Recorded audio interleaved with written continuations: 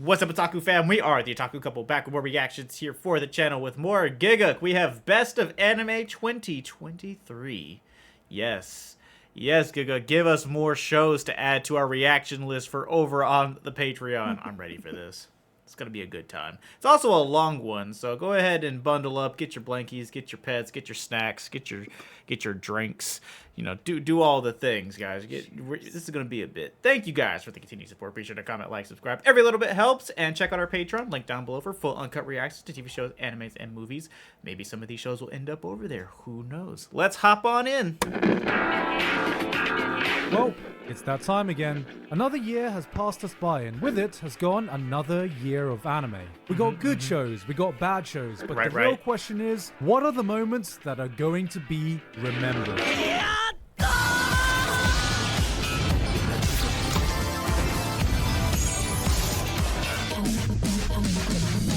2023 was a year dominated by absolute heavyweight shows just completely taking over. Anime seemed inescapable whether you were a fan or not. Successful live-action adaptations, legendary series coming to an end, memes, so many memes. So many the influence memes. of a handful of shows have truly seeped into mainstream pop culture and only continues to grow from there. But there were still some other things happening around our little sphere. Anime fans continue to find any opportunity to complain about CG. This time even Demon Slayer was catching strays, with viewers complaining about how these fishes look like an absolute joke. How dare any animation studio consider this acceptable quality, they cried. Meanwhile, in Isekai land,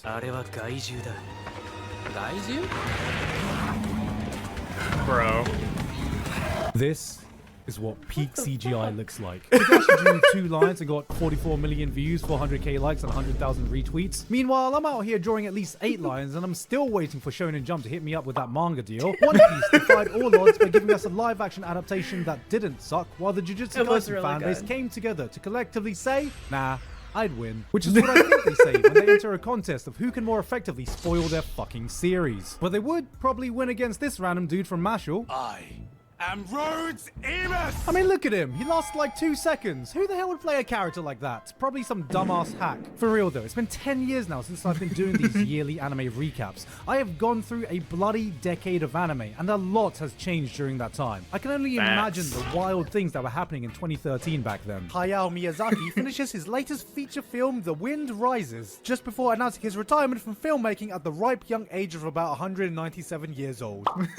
That was a fucking lie. There are a lot of shows that didn't make my list this year. Not because they weren't good, but because I didn't have much to say about them other than it was good. Hell's Paradise was fun, so was Mashal, so was Undead Unluck. One day I'm sure the West will appreciate Uma Musume as much as Asia does. Today is not that day. Mushoku Tensei continued my favorite isekai story of all time by having its main character go, I cannot get it up! People have been trashing Rudy left, right, and center, but I think he's proved he's a real gentleman by showing that he never, ever raises his sword at a girl. Alright, let's get to my favorite shows of the year. But before we do, a quick word from my sponsor. Bespoke Post. Bespoke Post is a monthly membership club delivering a box of awesome top shelf goods Be sure from to check under the that radar. out, guys. We reacted to this over on the Zombie genre Patreon. is probably one of the most saturated and overdone genres you can find in any But entertainment it's so medium. good. About 10 years ago. Yet somehow in 2023, we still got an entirely fresh and original take on it in Zom so 100. good. Dude, can we talk about how cool it was that they did colorful blood? Yeah. Like that was just so ingenious. It was already vivid without all that, but that just took it to like next level stuff. I love that was a great show. And it was relatable. Yeah, we need to watch season 2. Yep. We also need to watch the live action. Zom 100 tells the sad story of Mappa employees. Overworked and undervalued by the company overlords that run their lives, it takes an entire zombie apocalypse for Akira Tender to start living the life he should have. This show felt like a personal call-out for anyone who's ever worked a dead-end job in their lives and has daydreamed of something, anything happening to take away their responsibility out of their hands, even if that thing is the end of the world. Akira personifies that feeling of pure freedom we all secretly wish we had. That feeling that breaks the shackle of responsibility, of having to go to work, of having to wake up for school the next day. Eren Yeager looks at him and goes, fuck that guy, which is was embodied in one of the most impressive opening episodes all year, where you could feel that every single person working on it channeled their passionate hatred of all the previous employers that had ever wronged them. Unfortunately, it felt like a lot of the hype got taken away, largely due to episode releases being plagued with constant delays because of time slots and supposed production issues. Oh hey, would you look at that? Even though the show lost some steam as it went on and was tonally a bit all over the place at times, it was still a fun little show I think anyone could enjoy, because in this day and age where it feels like people are fighting tooth and nail just to survive, I think a lot of us could use a story about one man reminding us all how to live. We certainly enjoyed it.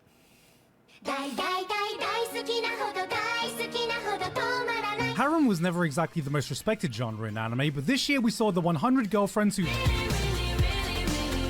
love you come along and personally made sure that it never will be. This is the story of a man who got rejected so many times, who had such negative riz. God took pity and gave him 100 different girls he had to date or they'd all die. This is like watching someone dying of thirst in the desert, and then God goes, alright, I've got a solution. Listening. Just fucking drown him. Just fucking drown in it. He chose someone who could chug the ocean dry and still have room for more. 100 Girlfriends has a concept so dumb, it will need to be as batshit crazy as its own premise to even have a chance at making it work. And that's exactly why it does. It's stupid, it's unhinged, it knows exactly how insane it is, and then runs with it 10 kilometers past where it needed to go. By all means, this show shouldn't have worked if we didn't have the greatest harem protagonist to bring it all together. Yes, we were graced with the apex of boyfriends, the partner she tells you not to worry about. He may look like the most unthreatening guy possible, but watch him be like, don't worry, I come in peace. Hi, what's your name? Peace.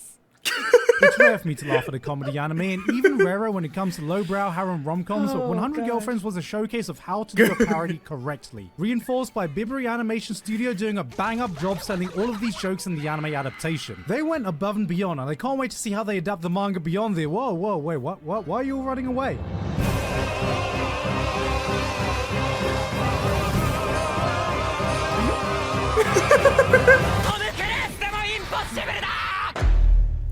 Oh, Mappa doesn't get that. Oh, we gotta watch Trigon. In the minds of anime fans, 3D animation comes in two tiers. There's the Berserk 2016 tier, a show so disastrous it has scarred the anime community from 3D anime to this day. And then there's this, the aesthetic that looks like one of those games I apparently won't last 5 seconds playing. The real ones know though that Studio Orange has been out here creating their own tier.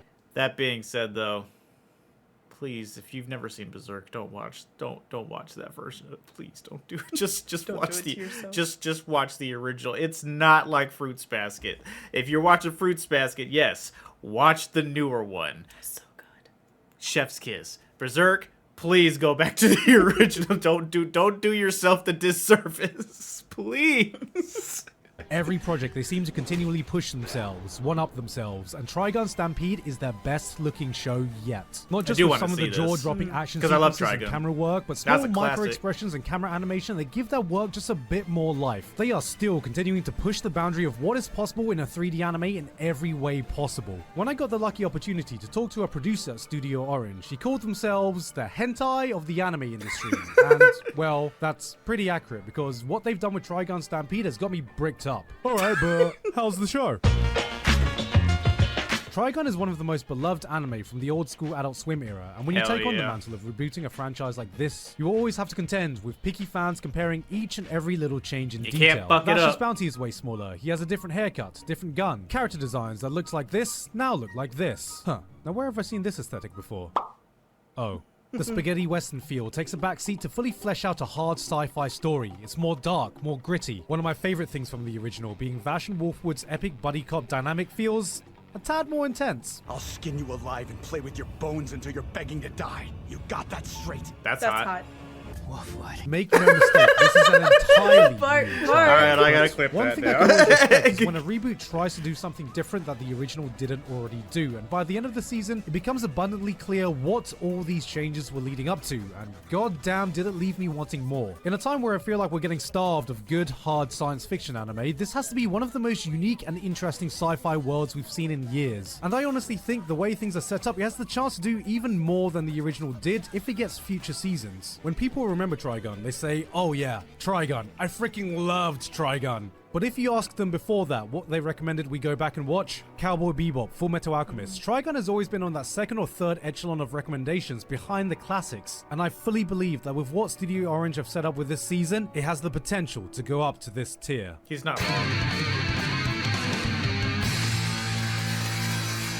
Honestly, if they did that to Cowboy Bebop, that kind of style as a reboot, that would be really dope. Yeah, and it's funny that he mentioned that because, yeah, it's like if I was going to recommend something from that era, I would recommend Bebop over Trigun just because vibes. I mean, I feel like Cowboy Bebop is such a short but very well put together show that it's like if you just want something that feels like old school nostalgic anime, just watch Bebop. Yeah. But Trigun's great too. But I guess when I recommend Bebop and not Trigun, I assume that they're gonna go down the rabbit hole and get to Trigun themselves anyway, so I don't need to recommend it. Yeah. But I'd rather recommend Bebop because that's my favorite anime.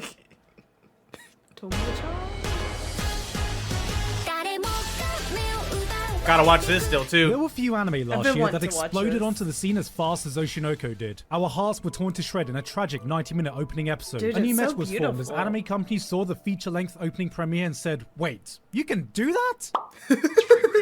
The opening song became the very first Japanese song to top the global Billboard 100 charts. The people of my anime list came together and went, fuck you, Full Metal Alchemist, this is the greatest anime ever made. Then, everyone remembered there was an entire rest of the show you needed to watch. Describing the plot of Oshinoko is like, alright, so there's a doctor who's a huge fan of this one idol, then and it there's turns this out the other idol sick he girl likes is shows shows up up in in the hospital, but pregnant, then it turns out he gets born as that person's baby son comes back and murders their mom as well, and it's maybe the same person, maybe not, but then because his mother's really traumatic. So, it's an idol anime? No. Sometimes No. Oshinoko is a victim of its own insane premise. Like, I don't even know if I fully understand this main character. A grown-ass, idol-obsessed man who gets reincarnated as the son of the girl he idolized and grows up being obsessed with his now mum and any other girl who even remotely reminds him of her. Like, if I call him a That's motherfucker, healthy. is he more likely to say fuck you or yes please? Here's a feed of Sigmund Freud's grave right now. But behind all that, the show shines as this interesting, no bullshit Instagram filters off look at the Japanese entertainment industry, showing you what really happens behind those closed doors when the cameras are turned off. I hate the media! This was the show that tricked everyone into thinking they were watching another idol anime, when in reality it was almost the complete opposite. And the real ones know the true thing single-handedly elevating the reputation of idol fans in 2023 is the sheer existence of Aoi Todo. Hell yeah! Scots, I find it interesting how much I heard this title being thrown around last year when most people saying it probably didn't even know what an Oshinoko is. See, in Japanese, Oshi means a person who I support, and in idol culture is normally used to refer to someone's favorite idol. So the term Oshinoko has a clever double meaning that could be my favorite idol or my idol's children, which both perfectly describe the show. Basically, what I'm trying to say is Oshis are worshipped in idol fandom in the same way that Taylor Swift has become the Jesus for white women. Why is that true, though?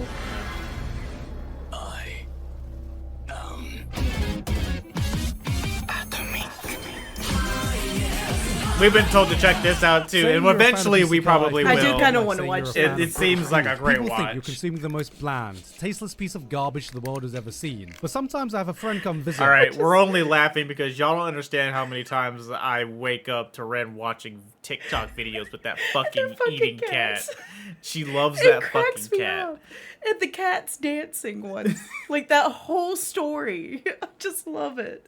And they have a taste of a proper full English breakfast, a perfectly cooked Sunday roast. They try some of our Cornish pasties, our crisps, and it's like, damn, this is pretty good actually. That is my Eminence in Shadow. This takes every single trashy cliche tropes you scoff at in Isekai and wears it like a badge of honor. Edgy main character, an army of girls in his harem, blatant power Well, then it fantasy, sounds nonsensical like plot lines, cheesy What I dialogue, wanted, boobs. You know it the shouldn't devil work, is a but it wears it part-timer also then, because proudly. it You started start out getting like that, convinced and it's then it actually immediately cool. just It's not went that it isn't downhill, stupid. so- It is stupid, but it doesn't give a fuck if you care or not. And I thought this would eventually run its course until I kept watching and realized that this has a more interesting plot and better world building than 90% of isekai out there. I'm Which sold. actually says less than you think. That's For what a lot sequel of as it people were is, it spares saying. no Yeah. expense in building up this fully fleshed out world with so many moving parts. Every new arc, you see the dominoes being perfectly laid out. It's all set up for Sid to come in and topple them on the biggest stage possible. And even though you know it's happening, when the moment comes, it delivers. Every single time. This was the most fun I had with any show all year, and just when I think the plot has nowhere else to go, Season 2 ends with a world-shaking development that made me go, fuck! One more isekai doing this! I guess what I'm trying to say is,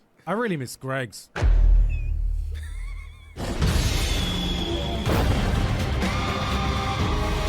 The final season, One part man's freedom. 54. The final, One final, man's generation. final. Right. Eren Yeager, probably. Attack on Titan Probably. ended this year, and the internet had opinions. If you only browse Twitter, you might have thought half the people either think this was a masterpiece ending, no flaws, 10 out of 10, we all won, we all lost. Eren is a bird. Or, this ending ruined the series, ruined the characters, made the entire show pointless, spat on the legacy of everything he had done, no one's gonna remember Attack on Titan now. Eren is a bird. Today, we're going to talk about how to stop smoking crack. Now, with real people I've actually talked to, the consensus seems to be that this was a satisfying conclusion that did everything it needed to do. I had my slight nitpicks with the execution of this ending, but absolutely none of it took away from my love for this series as a whole. What Attack on Titan has achieved and the impact it's had on the global reach of anime is something that will go down in history as one of the defining shows of this era. This might not be my favorite ending of all time, but it is certainly the ending to one of my favorite anime of all time. So for one last time, Fair enough. thank you, Attack on Titan. Only those around now will know that feeling of after years of waiting through final seasons of final parts of final episodes, 2023 was that time we could definitively say that this was the final bit of Attack on Titan we'll ever get to sell. God damn it. And that right there is exactly why I kind of fell off of Attack on Titan, because I was like, all right, listen, if you don't know what you're doing, then I'm just going to wait till you're actually done. It's Yeah. still not done, apparently, so. I twitch. Yeah, that's right. You get your Sometimes big ass you just shippy need a cup. dose of wholesomeness to brighten up your day, but being a dude Drink your watching anime water. can sometimes feel like, So what anime have you been watching? Oh, I'm watching this anime called Skip and Loafer, and it's just one of the most cute I want and to watch adorable. this.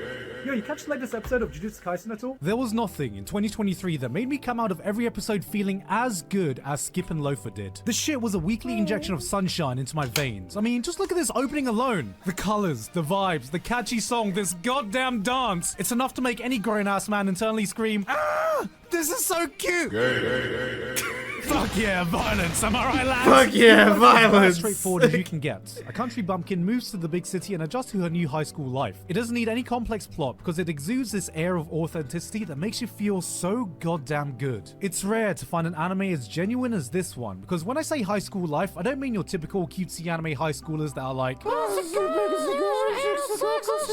these are teenagers, real teenagers, Good just God. enjoying their lives to the fullest. No melodrama, no overly anime bullshit. This is youth and adolescence at its most pure without feeling like it's been put through some moe anime filter, and there's just something so endearing about that. But Gigguk, I'm an adult, why would I be interested in teenagers? Look, as a certified man, wait, that line sounded really wrong. Look, as a certified man baby pretending to be a grown-up, let me tell you, adulting sucks. Oh, We yeah. have You don't jobs, gotta tell we me have that. responsibilities, we have goddamn taxes. Sometimes you yearn for a time when life was simpler and more straightforward, and maybe that time is romanticized. Maybe you're looking back at that time through rose-tinted glasses. But whether you are or you aren't, you'll never know, because we'll never be able to get that time back again.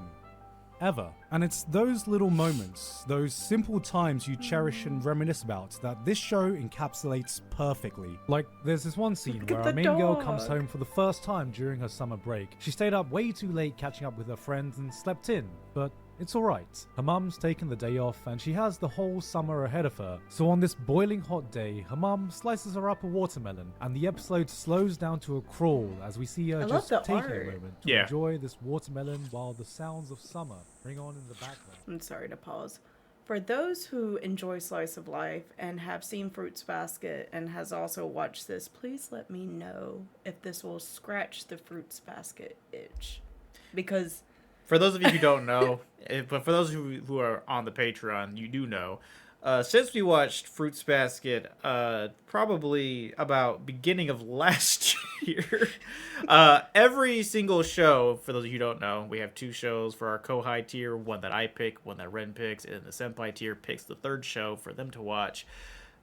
Ren has been picking nonstop shows since Fruits Basket to try to scratch that very same itch. And to no one's surprise, it has not been scratched. it's amazing. And I've heard, like, because I look at lists that are similar to Fruits Basket to see if I can find something similar. This was one of them that was recommended. And I definitely see the similarities. Like, I really want to see it. Yeah. But I'm just curious if anybody else has seen it. Like, does it kind of Scratch the surface a little bit because I need it. Let us know. Please. She just stops and just appreciates.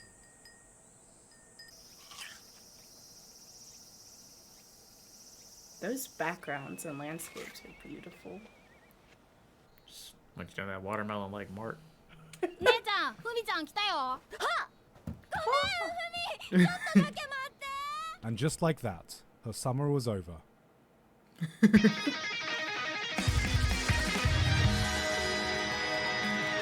Oh my god. We watched this one on good. Patreon It too. goes- This was so good. When anime wants you to know one of its characters is crazy, it goes. When anime is trying to hint at something important, it's like.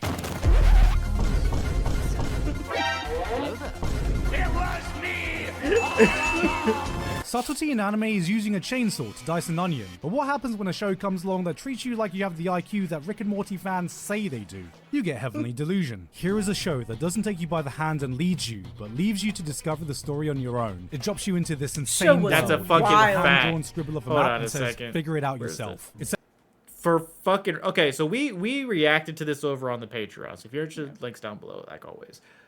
The entire time was us guessing what was happening And and what the overall theme was and what was going to happen next, and us constantly being wrong Yes. the entire time. And it ending with more questions. Yes. And I don't think there's been announcing. I can't speak. I don't think there's been an announcement that season 2 is coming out. And it's like, it ended. I was so confused. I was Not- confused all the way up into the end. It took me to like the second to last episode to be like, I clearly don't know what's happening Yeah. anymore, and I'm just gonna stop trying to figure it out because it seemed like it was going a certain way, Yeah. and then they just throw something at you as if it Full should be left common knowledge, and I'm like, bro, what? Whole left field. This was such a good anime, though. It was. That's It's why I episode wanted 1. to get. Boom. We see a duo exploring a ruined Tokyo that gets in some kind of altercation with some bandits. Alright, you get the idea. It's some post-apocalyptic world. People are fighting for survival and, Would you look at that? Oh, I am. And I like what I see. What are you ladies doing? you're praying this doesn't have the ugly bastard tag on it. The girl brings out a gun that looks like this and immediately gears start turning. Wait, is this some sci-fi world shit or is that a damn Fisher-Price toy? You think? The bandits start attacking anyway and they fight back. So you're like, ah, okay, maybe she was just bluffing. So this is just a normal world after all. Oh, that's a gun. In That's single a gun scene, show set gun. up this world, got Facts. you asking questions, played with your expectations, answered your question, left you needing more answers, all without directly telling you a goddamn thing. That's Yes, the whole Heavily show. Delusional, Yes. All 13 episodes. This had one of the most intriguing worlds of any show this year, but trusted you to piece everything together yourself. There is no wasted scene, no out-of-character moment. Everything Nope. is a possible puzzle piece that clues you into the bigger picture. What happened to Facts, this all world? facts. Why are there nightmarish creatures that are eating people? What kind of sick experimentations is going on behind the scenes? Were you paying attention even now? Because you just saw a random drawing of a fish with legs that looks oddly like this horrific thing. And the real question is, did you see a connection without me saying anything? Only by watching intently do you realize how many crumbs are hidden in plain sight. You get given enough to get a rough idea, but never enough to see the full picture. And it's that unknown that makes this world as intriguing as it is goddamn terrifying. By the end, Yeah. we've only just seen a slice of the larger whole, but it's so refreshing to see an anime that will have your neurons firing in a way where you don't have to worry about watching with headphones on for once. うわああちまあ You know, most of the time. Most of the time.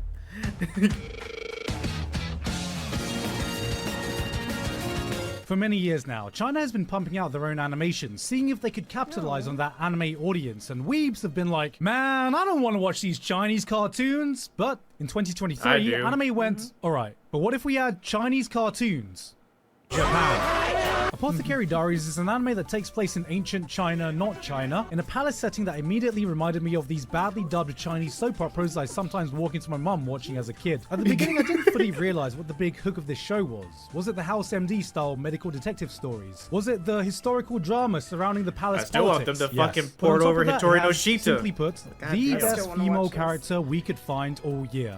And sometimes that's all it takes. For far too long, anime seems to think we want only one thing, and it's this. No. How about nothing more than just a well-written, Anime. believable, compelling female protagonist? Gay.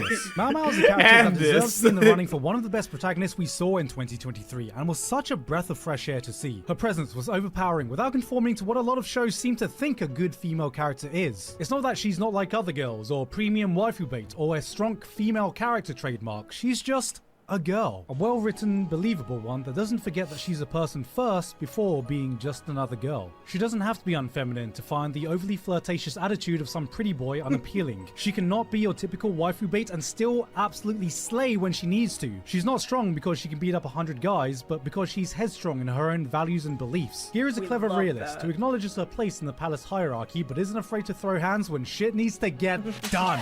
Damn, my girl just factory reset that bitch. Mama passionately solve these medical mysteries while asserting her fucking dominance all over the palace politics made her such a Not that compelling Factory watch. reset that. reset. I'm Shows saving where we that. have to take notes of great characters like this. I want to watch this so bad. Next Party Animals video we do. I'm fucking. I'm using that line. Appreciating the statue of David up close, getting to see Lionel Messi dribble past 5 players, watching Jack Nicholson command every scene he's in. It doesn't matter what the subject matter is, it's always enthralling to see an absolute master of their craft at work. And that's the exact feeling I get whenever I get to see anything written by Naoki Urasawa, and Pluto was absolutely no exception. I once created a robot that was perfect. The greatest robot the world has Well, ever that's seen. your own fault. There are only a few mangaka that can boast such a legendary status as Urasawa himself. When you have a track record of titles like Monster, an absolute masterpiece with arguably the greatest villain anime has seen. 20th Century Boys, not just my favorite manga of all time, but one of my favorite pieces of fiction to exist. Pluto is meant to be one of his weaker works, according to diehard fans. And goddamn, if this is him operating at his lowest potential, this is like sending in your weakest fighter, and that fighter turns out to be Gojo fucking Satoru. honestly. Yeah, that analogy checks out. This has all the calling cards of a classic Urasawa tale. He sets the stage, a sci-fi world where humans and robots coexist, a series of unsolved murders, a detective that is missing part of his memories, a robot that So has done Vivi. the impossible and taken a human life. He hooks you into his world and leaves you with a single question when the first episode ends. Just how deep does this rabbit hole go? The man's ability to construct a mystery and captivate an audience through his mastery of suspense, to me, has the same level of craftsmanship as seeing a master blacksmith make a legendary sword. Every episode is so dense with emotion, a plot that will keep you guessing through all the twists and turns, sitting on top of the sheer thematic depth of the story that every single character carries on their back. And by the end of it all, he'll leave you with these ideas that you'll be thinking about far after the credits roll. This is some of the finest storytelling you can find anywhere. If I had to make a guess why this didn't make as big of an impact as it probably should have, well, this was an adaptation of a sci-fi manga that was written 20 years ago that was originally a reimagining of Astro Boy, a manga that came out 60 years ago. Yeah. So, inevitably, there might be some aspects that feel a bit dated. What's this? A war involving the invasion of some Middle Eastern country predicated on the possible developments of robots of mass destruction? Oh hey, there's a guy called Adolf. He's a bad guy. Couldn't agree with you more, my dear Adolf. But along with a slightly lukewarm ending, this doesn't take away from the legacy of one of the That greatest makes sense why I mangakas hadn't alive heard about right this now. one. So, I love that I he have has one blonde hair, question blue left. eyes. Are we ready Exactly what he to attempt wanted. a 20th Century Boys anime? Domain expansion. It's time, boys. You know we reacted to this on Patreon. When you watch an action anime, you normally go through a season where you might see a ton of great action, but you know it all builds up to this one, or at most 2 episodes where the production values skyrocket and you're treated to this insanely animated fight that will drop your jaw to the floor. These are the scenes that everyone remembers and defines the top fights of the year. It was the Jujutsu entire Kaisen went, season. how about we do that? For every single episode. Yes. Yes. Exactly. I don't think I've ever quite experienced the collective adrenaline-filled ride Jujutsu Kaisen Season 2 has given me. You put on an episode and be watching some of the sickest shit that's ever been put on screen, and you think to yourself, there's no way they could ever top this. And it's at that moment the show will look you dead in the eye and go, I'll fucking do it again. And then it does. Again Yep. and again and And again again, and and again again, and and again. again, So and many again, so and again. amazing moments, so many sick-ass scenes. Midway through the season, the hype got to me and I excitedly tweeted out, it should be goddamn illegal for an anime to go this hard. That was the same day all this came out. One of the biggest talking points has been Mappa's treatment of their animators during the season, and I think it's a testament to the blood, sweat, and tears poured into this that we got a product this fantastic despite the hellish working conditions they were going through. Demon Slayer, Mob Psycho, this may not have gotten the opportunity to be as polished as shows like that, but it is unmatched when it comes to its raw stylistic flair. Every single fight has a unique identity not constrained to one genre of action. We got gritty hand-to-hand combat, citywide disaster-level brawls, insanely unique powers, idle dance beatdowns. There was a mecha Idle fight, dance a fucking beatdown. mecha fight. There in was a shonen mecha anime. fight. The amount of hype, the amount of fucking sheer disrespect. We got fucking rabbits throwing hands. This is one of the greatest showcases I've ever seen of. Hey, shout out to Rabbit Fucking 733. cool shit. This felt like the purest celebration of fight scenes and choreography. We were in the audience. They got to marvel at a symphony of some of the coolest set pieces you can find in the medium. The Shibuya arc may not have been peak storytelling or the peak of all shonen arcs, but right now this is the peak of action spectacle. I love it. Fucking smoke demon. The way elves see this world is a mystery. I thank you, Freyren. It's solely because of you that this retired hero could have one final adventure.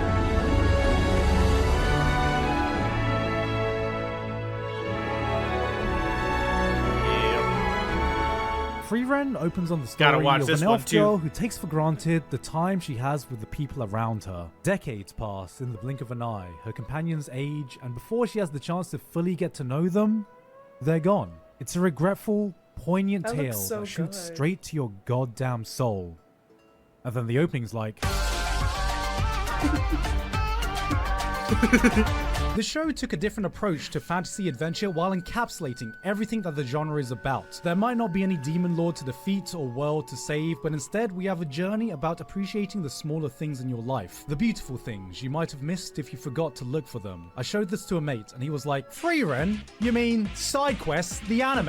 And I bloody ate him. Because of how fucking accurate that is. Yet it's through those detours you take along the road to your destination that Frieren absolutely shines. It's the type of show that grips you without ever needing to hit you with any flashy, high-intensity action scenes to keep your attention, and then hits you with these flashy, high-intensity action scenes. This series didn't need to go hard in its animation in any way, shape, or form, but chooses to do so anyway. This is what it's like to watch a fully polished product, but like Frieren's own journey, these are not the moments that stick with you. For the world-saving adventure she went on, the slice of memories we get are those small moments that really defined the time she spent with her party. And as she forms new bonds, you start to see those small pieces she begins to pick up from the people around her that slowly become a part of her. This is what every fantasy tale aspires to be. It's shows like these that somehow make you nostalgic for an experience you've never had, friends you've never made, but at its heart, it's a gentle reminder to cherish the things in your life that really matter, to make the most of the time with the people you truly value.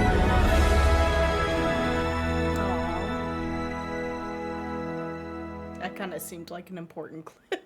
Yeah. It's fine. We I won't still want to remember it. see it though. Yeah, we won't remember it. Oh, by is the time this we get there. Vinland? I've killed Dude, You know, we this reacted to Vinland series. Saga 2. Both seasons over on the Patreon. Link down below. Shameless plug. That's all we've ever wanted. Something in this world that can give us a reason to keep going. So It was good. so good.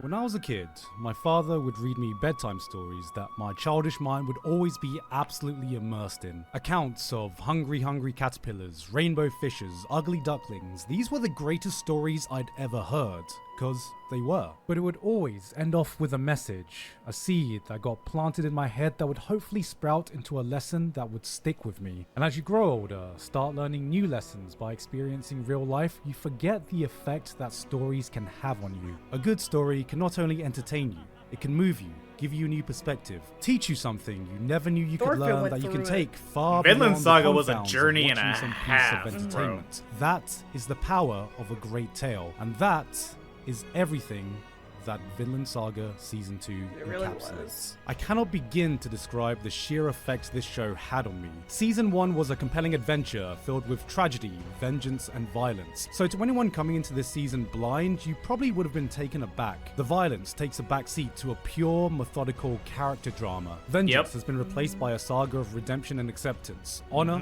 glory, sacrifice, all left by the wayside, and all that remains is people just trying their best to find their place in this merciless world. While most series would cower at the thought of shifting gears this drastically, it is that strong juxtaposition that gives Vinland Saga's message the weight it has, exemplified by possibly the greatest character development we've ever seen in this medium. Thorfinn's transformation is something that transcends entertainment.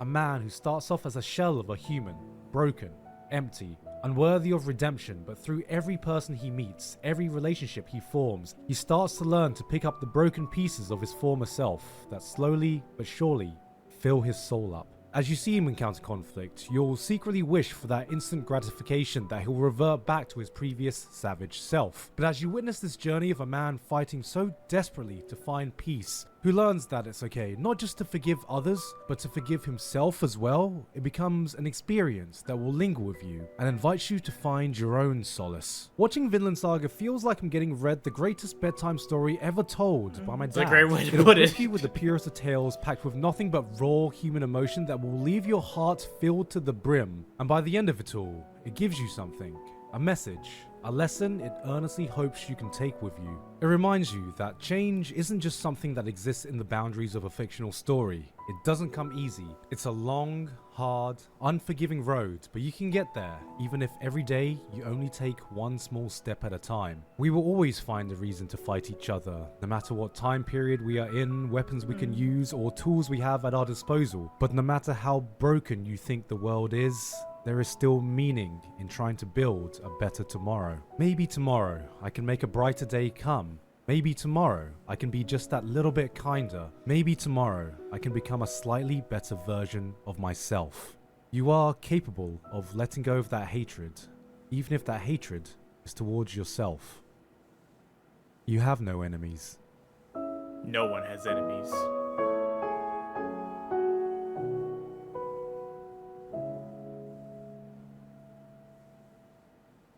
No cursing, animated cafe. Oh, well, hello, couple. That was really good. That was... What was the elf show, Free Run? Yeah, Free Run.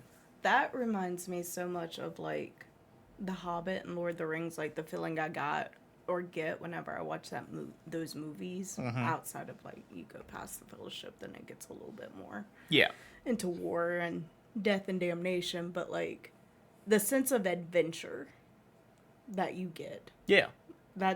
I think that's why I really want to watch it, because it just reminds me of the first time I ever watched The Fellowship of the Ring or The Hobbit. It's like, that fills my adventure soul. I want to watch that. Yep. I don't know if that video was ranked in any way, or if it was just, it just happened to be the list that he put together. But Vinland Saga 2 did win, like, Anime of the Year, I think, in whatever category.